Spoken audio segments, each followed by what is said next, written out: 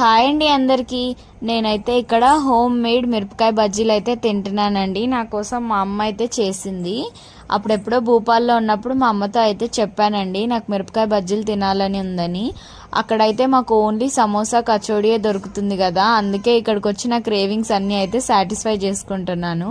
అందులో ఈ మిరపకాయ బజ్జీ ఒకటి. మా అమ్మ గుర్తుపెట్టుకొని మరి ఇప్పుడు వర్షం పడుతుందని నా కోసం అయితే మిరపకాయ బజ్జీలు అయితే వేస్తుందండి. మా అమ్మ మిరపకాయ బజ్జీలు, పకోడీ ఇలాంటివి అయితే చాలా బాగా చేస్తుందండి. నాకు కూడా చాలా ఇష్టం. మా పాప అయితే ఇక్కడ మా అమ్మని చేయనివ్వకుండా అల్లరి కూడా చేస్తుందండి మిరపకాయ బజ్జీలు వేస్తూ ఉంటే.